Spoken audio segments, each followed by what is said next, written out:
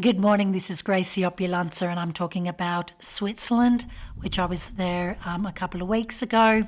Roger Federer and Halle Berry are doing an autumn campaign of why and what to do in Switzerland for the autumn.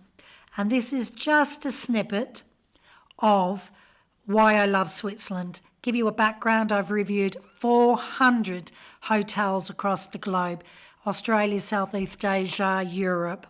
I've lived in Andorra, in the Pyrenees, voted the safest country in the world. Why did I and my two other friends leave Andorra and move to Switzerland?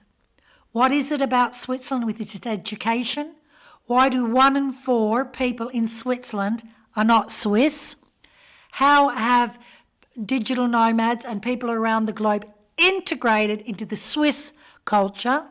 I'm walking currently on Lake Geneva there. I'm in Nyon, which is an hour by train to Geneva Centre. My friend works there for the last 10 years. The trains, if you're in Switzerland, you must do train travel. It's on time, it's pristine. Nyon is very, very wheelchair friendly. Why is Nyon, and when you walk around and drive around parts of Switzerland, random vineyards in the mountains, it's phenomenal. So also dedicated outdoor activities that old people can exercise while looking across Lake Geneva. Cowbells still exist in Switzerland. Again, Roger Federer and Halle Berry are doing a campaign, Why Visit Switzerland? And this is just my organic take. I live in Italy, potholes, crumbling buildings, poor customer service, coop supermarkets, busy, not clean. So that's where a place I'm comparing it to.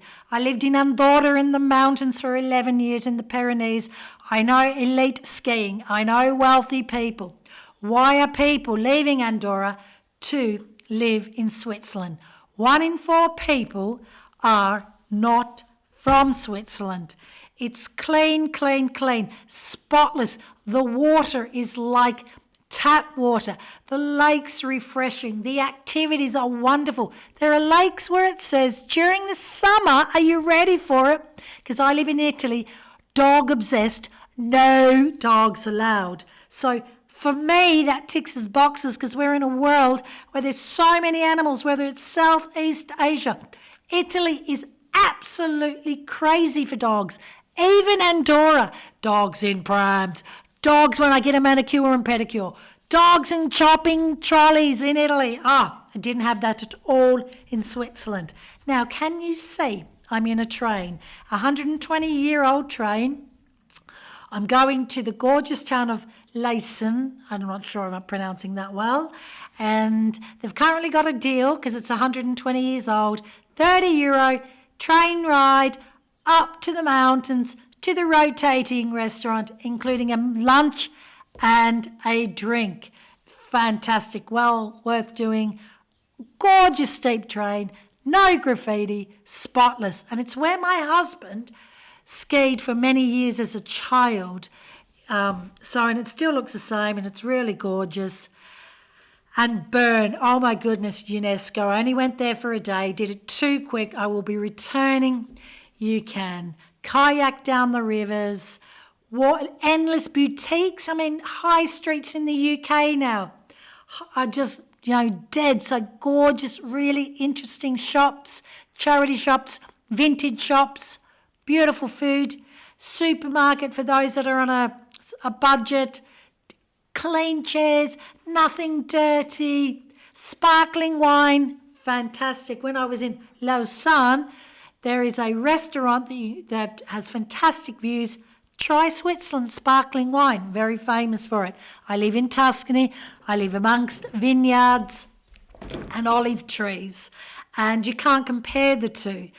Switzerland, as I said, when you're driving, it's safe, no potholes. There are some traffic jams, but you know, that's expected in the summer. The mountains are just phenomenal to drive through. Driving through the tunnels, I took the tunnel from Alba. I think it was a 22-kilometre tunnel. That was amazing. Okay, €42 later. But on the way back, an open air train from Switzerland, and then I ended up in Lago Maggiore. So, you know, get a camper van or get a gorgeous classic car. What I loved, as you know, I've reviewed many cars for many years, for Bentley, Rolls-Royce, Ferrari, Aston Martin and so forth. And what I loved in Switzerland, classic Bentleys, soft top down, people dressing the part, a slow pace of life. No one was bipping at me like Italy. No one was abusing me like Italy. We went through gorgeous back roads and then random vineyards. And so I'm in Nyon. I've just been at the lake, which connects to Lake Geneva. Look at this.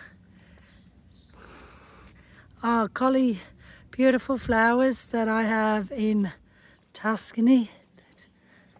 This is luxury according to Gracie. And look at this, catering for dads and prams. Gorgeous garden.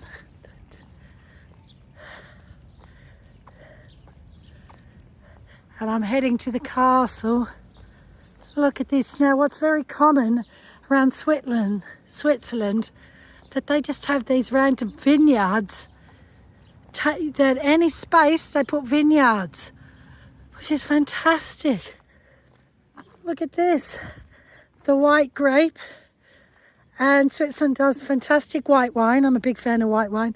And they also do fantastic gone blank. Not sparkling wine, that as well, but rosé. It's the word I'm looking for. Look at this. So I'm in, that's Lake Geneva. And I'm just now walking up after my gelato. Look, apples.